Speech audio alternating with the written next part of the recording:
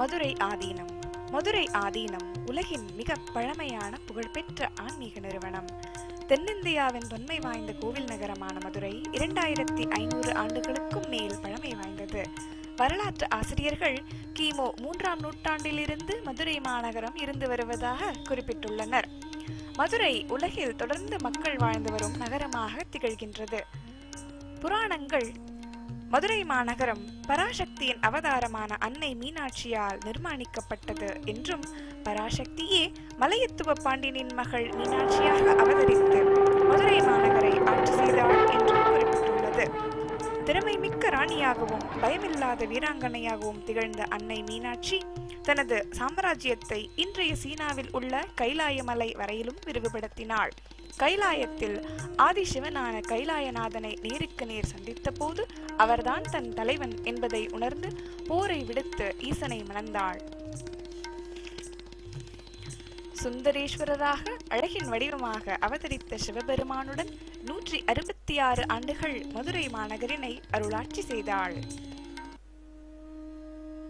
பிற்காலத்தில் சமண மதம் ஒரு ஆன்மீக சக்தியாக உருவெடுத்து வந்தபோது மதுரையும் அதன் சக்தி மிக்க சைவ மதமும் மதுரை ராஜ்யத்தில் இருந்தே மறைந்தது. சிவனே வாழ்ந்த அந்த பூமியில் இருந்து சைவம் அழித்து கொண்டிருந்தது. அச்சமயத்தில்தான் ஞான குழந்தையான திருஞான சம்பந்த பெருமான் அவதரித்தார். 4 நாயன்மார்களுள் ஒருவராக அவதரித்த அவதார புருஷர் திருஞான சம்பந்த பெருமான். பரத்தின் சக்தியான அன்னையிடம் இருந்தே ஞானப்பால் அருந்தும் பாக்கியம் பெற்றார். ஞானப்பால் அருந்தி ஞானம் பெற்று திருஞான சம்பந்தராய் மலர்ந்த அவர் மதுரை மாநகருக்கு வருகை தந்து கற்றறிந்த சமண துறவிகளிடம் தனது அளப்பரிய ஆன்மீக சக்தியினால் அனல்வாதம் புனல்வாதம் புரிந்து அவர்களை எளிமையாக வென்று மதுரையை மீட்டெடுத்தார். பழமை வாய்ந்த மதுரை ஆதீனத்தையும் அழிந்து கொண்டிருந்த மீனாட்சி ஆலயத்தையும் புனரமைத்தார். மதுரை ஆதீனம் உலகில் தோன்றிய முதல் ஆன்மீக நிறுவனம்.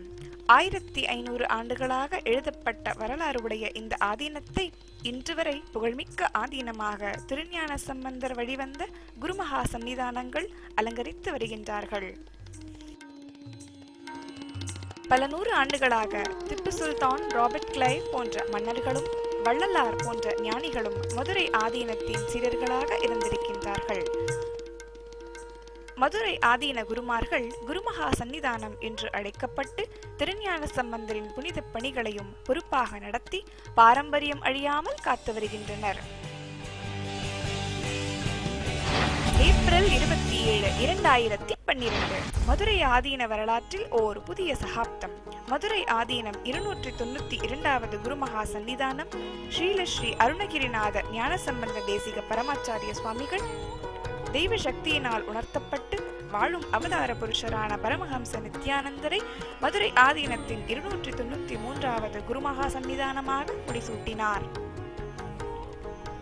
தவ யோகியாகவும் நிர்வாக திறமையுடைய தலைவராகவும் மெய்ஞான விஞ்ஞானத்தில் தேர்ச்சி பெற்றவராகவும் உலகம் முழுவதும் கோடிக்கணக்கான பக்தர்களுக்கு குருவாகவும் திகழும் பரமஹம்ச நித்யானந்தர் மதுரை ஆதீனத்தின் 293வது குருமகா சன்னிதான பொறுப்பை ஏற்ற சில நாட்களிலேயே விரிவான பல மாற்றங்களை செயல்படுத்தியுள்ளார்.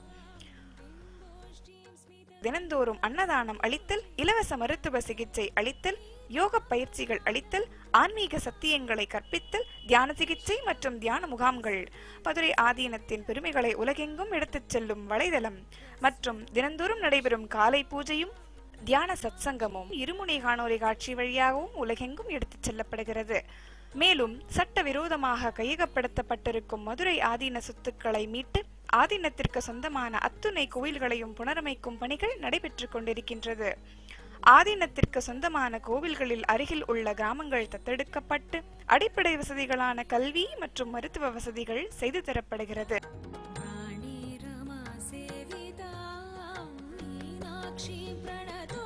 இந்த அத்துணை ஆன்மீக சேவைகளின் மூலமும் பாரதம் எழுந்த அந்த ஆக்கப்பூர்வமான வேத கலாச்சாரத்தினையும் ஞானமடைந்த ஒரு சமூகத்தையும் உருவாக்குதலே பரமஹம்ச நித்யானந்தரின் லட்சியம்.